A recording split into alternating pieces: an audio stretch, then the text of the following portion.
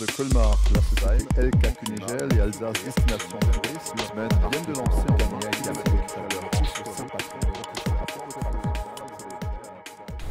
Bonsoir à tous, bienvenue sur Ligne 68 TV, votre télé régionale de proximité. Un nouveau numéro de Cas par Cas avec ce soir un libraire. Bonsoir Luc Widmayer. Bonsoir K. Alors Luc, vous êtes bien connu sur la place de Mulhouse, vous êtes libraire, place de la Réunion, puisque vous êtes le patron de Bizet, librairie bien connue. Quelques mots peut-être d'abord pour rappeler ce qu'est Bizet. Alors Bizet, c'est une institution à Mulhouse. C'est une librairie indépendante qui a été créée en 1906 par les grands-parents de Michel Bizet, l'ancien patron de la librairie, à qui j'ai succédé à la tête de la librairie, puisque j'ai racheté l'année dernière la librairie avec mon associé. Et c'est une librairie indépendante, libre de ses choix, des livres qu'elle présente, et qui est animée par une équipe de vrais libraires. Et ça, c'est extrêmement important. Ce sont des professionnels du livre, des gens qui aiment le livre, qui aiment la lecture, qui aiment parler aux gens de littérature ou d'autres thématiques portées par les livres. Et surtout, ce qui différencie les vrais libraires d'un autre type de commerce, si vous voulez, ou d'un vendeur, c'est que le libraire a conscience de travailler pour quelque chose qui le dépasse, et en l'occurrence le livre. C'est un vrai défi de reprendre une librairie. Ah oui, c'est un vrai défi, parce que c'est un commerce qui est fort peu rentable, on le sait, c'est même, paraît-il, le commerce, de tous les commerces, le commerce le moins rentable.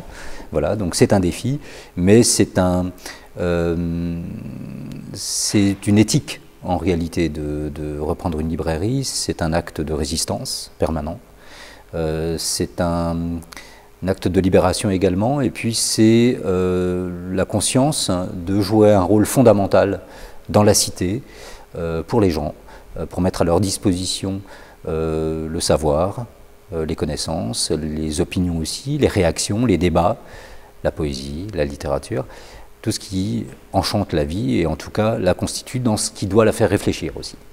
On voit de temps en temps Michel Bizet dans les rues de Mulhouse. Il revient régulièrement à la librairie. Il vient régulièrement nous voir, il est formidable d'ailleurs, il nous donne des conseils, c'est vraiment précieux et nous l'aimons tous beaucoup.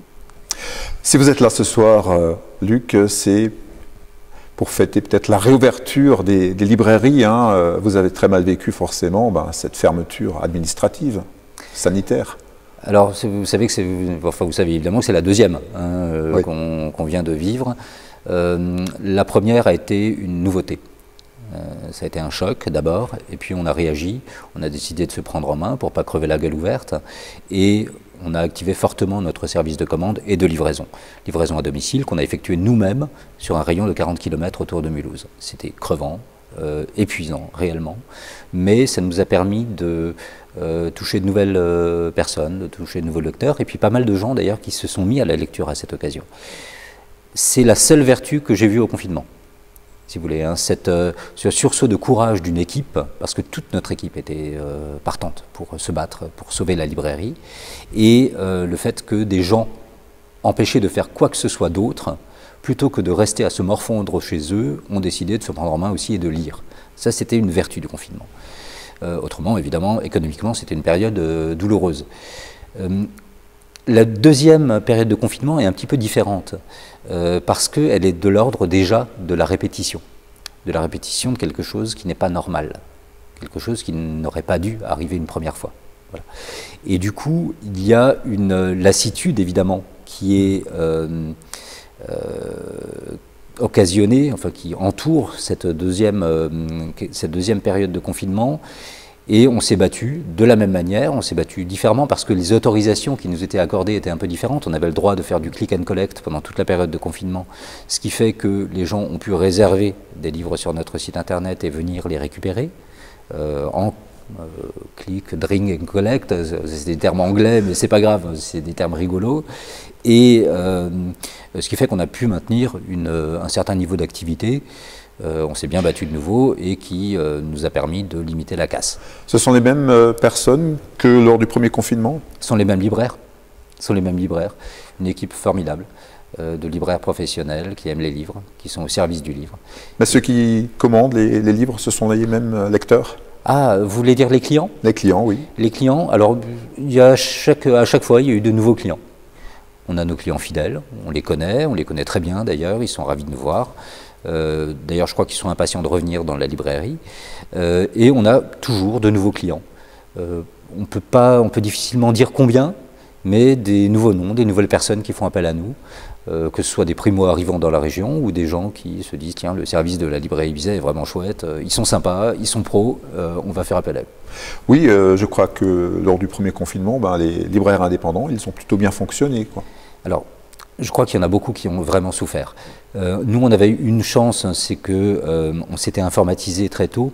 On a été une des premières librairies de France à être informatisée et on avait toutes les solutions de vente à distance qui étaient prêtes, hein, enfin qu'on a expérimenté, dont on a mesuré le succès ou pas, mais en tout cas l'architecture était vraiment prête. Et donc on a pu la peser, l'améliorer pour qu'elle soit vraiment nickel lors de la seconde vague.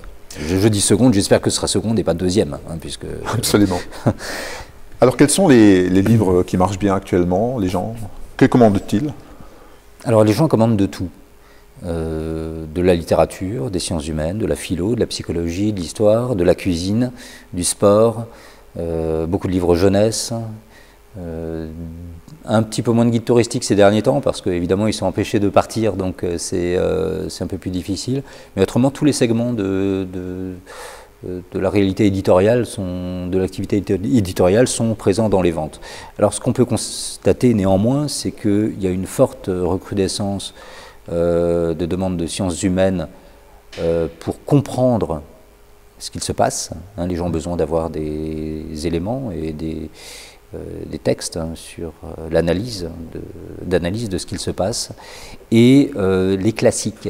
Et ça, c'est plus surprenant peut-être, mais la littérature classique, alors quand je dis classique, je parle des bouquins qui ont été consacrés par l'histoire en réalité. Hein. Ça peut être des classiques du XVIe, du XVIIe, du XIXe, du XVIIIe, peu importe, du XXe siècle, mais ce sont grosso modo les livres que vous pouvez retrouver dans les Lagarde et Michard ou que vous pouvez avoir étudié à l'école quand vous étiez lycéen.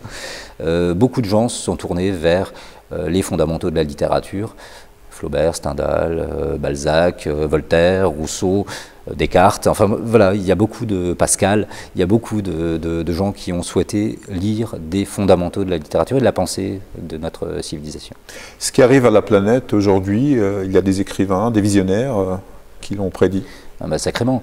Alors s'ils ont prédit exactement ce qui se passe, alors certainement dans l'immensité de la production littéraire, il a dû y avoir des écrits qui étaient très très proches de ce qu'on vit aujourd'hui, des écrits sur les épidémies, sur les pandémies, là il y a plein de bouquins là-dessus, mais ce qu'on peut dire, et d'ailleurs ça a été mon conseil de lecture à des gens qui cherchaient quoi lire pendant les périodes de confinement, c'est qu'un certain nombre d'écrivains ont ou publient toujours des livres qui nous alertent.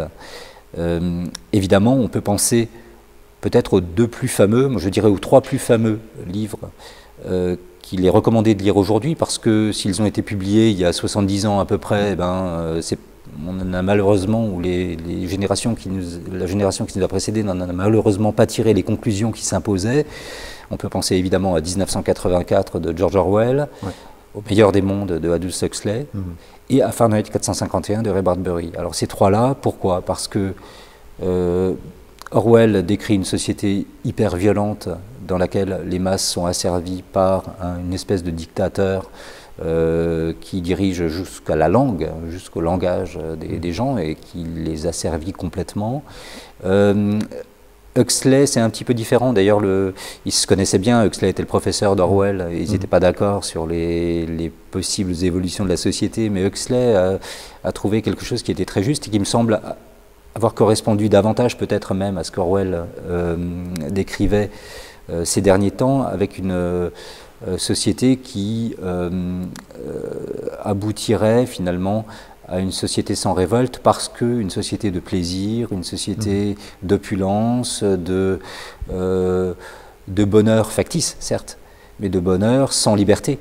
Vous savez, un asservissement par le bonheur, par les plaisirs, et ça c'est le meilleur des mondes. Et puis Fahrenheit 451, qui pour nous est un livre fondamental parce que c'est, vous connaissez sans doute le livre de Bradbury, vous connaissez certainement aussi le film de Truffaut, que Truffaut a réalisé d'après ce livre, qui est un chef-d'œuvre. C'est une société qui est décrite, mais une société où les pompiers ont un rôle à jouer bien différent de celui qu'ils jouent aujourd'hui, et dans lequel ils brûlent les livres. Et évidemment, en tant que librairie et en tant que libraire, on est particulièrement concerné par ce sujet-là aussi. Alors, il nous reste quelques instants encore ensemble. Luc, qu'est-ce qu'il faut lire pour cette fin d'année, puisque c'est une forte période aussi pour les libraires, la fin d'année? C'est une forte période pour les libraires. Alors évidemment, c'est la période des prix littéraires. Je considère jamais qu'un prix doit être absolument lu. C'est intéressant, vous savez, c'est un grand coût commercial des éditeurs, les prix littéraires. Il y a 100 000 livres qui paraissent en France chaque année, et la rentrée littéraire se focalise sur une sélection de 500 livres. Vous voyez, c'est peanuts par rapport à la masse des publications. Non, mais je crois qu'il faut continuer à lire des classiques. Alors on peut lire des écrivains d'aujourd'hui, évidemment. Il y en a que j'adore. Je peux vous en citer, des romanciers que j'adore. Il y a Karl Martinez, que j'aime particulièrement, Pascal Quignard, dont j'adore l'écriture, Pierre Michon, là il n'y a pas de nouveauté de Michon, Pierre Bergogneau, enfin il y a des grandes plumes comme ça. Il y a des écrits essentiels à côté desquels il ne faut pas passer, et l'écrivain que je citerai pour être lu aujourd'hui, qu'il faut lire aujourd'hui, c'est un écrivain qui se trouve dans l'affiliation d'Orwell et de Huxley, c'est Alain Damasio.